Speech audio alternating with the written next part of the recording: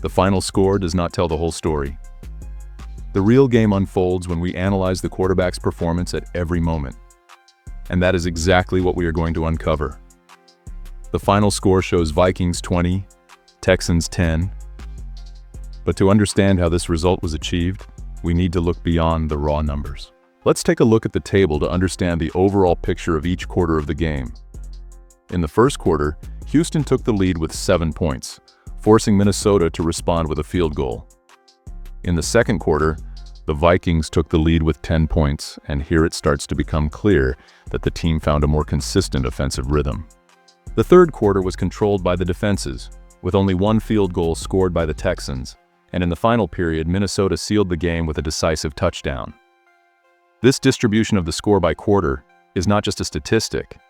It directly reflects how each quarterback took command during their respective periods, a pattern that will become clearer when we analyze the metrics of McCarthy, Brett Rypien, Brosmer, and Sam Howell. Now we will analyze the box score and first look at the column for completions per attempts, which is fully filled in here and gives us an accurate view of each quarterback's efficiency. Look at Sam Howell's line: 11 passes completed out of 13 attempts. That is an extremely high completion percentage, nearly 85%, resulting in 105 yards. This is the type of statistical performance you want to see from a reliable backup, accurate and efficient.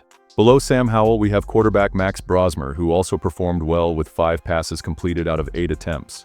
He accumulated 47 yards, and as we see in the touchdown column, he threw the team's only touchdown pass. He entered the game in the fourth quarter and made a precise throw to rookie receiver Myles Price, who scored the touchdown on a fourth down play, extending the Vikings' lead to 20-10. Now let's look at J.J. McCarthy. His line shows 4 passes completed out of 7 attempts. It does not stand out as much as Howell's numbers, but beyond touchdowns, the most important data is in the interceptions column: 0. He played a clean game with no mistakes that hurt the team. Oh, and he totaled 30 yards. While quarterback Brett Rypien had only 1 pass completed out of 4 attempts. This table gives us a great picture of accuracy and production. But for a complete scouting analysis, we need to understand how each quarterback handled pressure and managed the game. To do that, we will now switch to another table which provides 2 key metrics missing from this passing table. Now with this other table on screen, let's focus on 2 columns that are crucial for our analysis: sacks taken and passer rating. Look first at the sacks column. This is the key differentiator in evaluating game management. Notice that McCarthy, Howell, and Brosmer all have 0 sacks. This means they demonstrated pocket awareness by getting rid of the ball or escaping without taking a loss in yardage. Now look at Brett Rypien's line: 2 sacks. These are drive killers, plays that derail the offense. The ability of McCarthy, Howell, and Brosmer to avoid this is a trait of a veteran QB. Now shifting focus to the passer rating, which is the overall efficiency score. We see the high numbers from Brosmer, 118.23, and Howell, 100.32, reflecting their strong statistical performances. McCarthy's rating of 67.56 is more modest, but this is expected in a game plan that likely prioritized his safety, emphasizing short, safe passes and ball control over risky throws.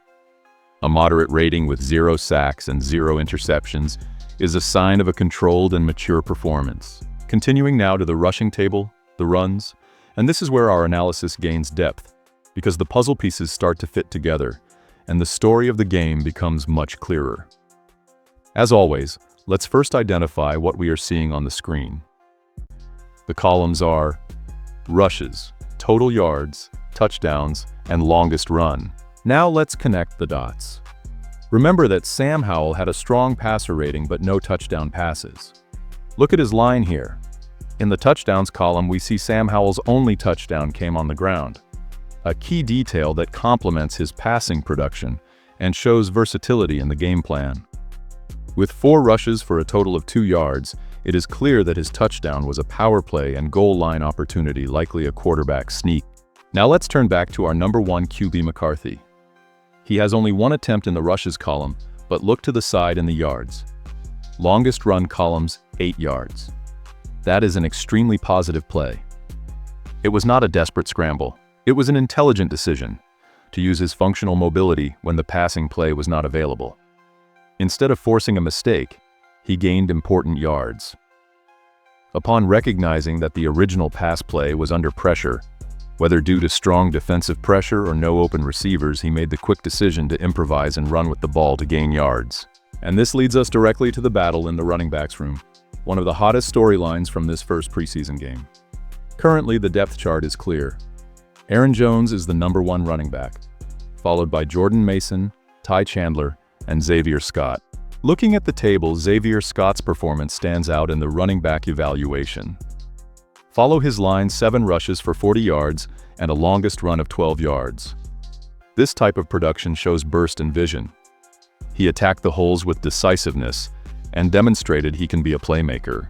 In direct contrast, Ty Chandler, the #3 running back, had 5 rushes for only 5 yards. The difference in production is notable and undoubtedly puts pressure on Chandler. Jordan Mason, in turn, had an efficient showing with Mccarthy on the field with 4 rushes for 20 yards. His longest run was 9 yards, reinforcing his role as a reliable and secure option. Now, and this is the most crucial point of our entire post-game analysis, we need to put a giant asterisk on everything discussed so far. It is essential to understand that this was only the first preseason game. Declaring definitively that a position battle has already been won or lost would be premature. Now we move to another layer of analysis with the receiving table. This is where the story of the game truly unfolds, and the raw statistics we saw earlier gain their definitive context. First, let's quickly review the columns so everyone can follow along. We have receptions, yards, longest reception, and touchdowns. Now I want your eyes to go straight to the first line, Jordan Addison. We see he had 3 receptions for 33 yards. But the number that ties our entire argument together is in the longest reception column. Look at the number 18. Now let's connect the information we already have. We know that Addison and Mccarthy played together only in the first quarter. Therefore, who threw that 18-yard pass? Exactly, Mccarthy. That single 18-yard pass to Addison is the key to McCarthy's entire evaluation. It proves his low 4.3 yards per attempt average wasn't due to inability, but a result of a controlled game plan. More importantly, it was a real game demonstration of the high-level ball placement and chemistry this duo has been building since training camp. Successfully executing that high-difficulty throw is a far more telling sign of his development than any other number on the stat table. The final evaluation of each quarterback's performance goes far beyond pure statistics. The numbers put up by Sam Howell and Max Brosmer are important for roster depth, but they operated in different contexts.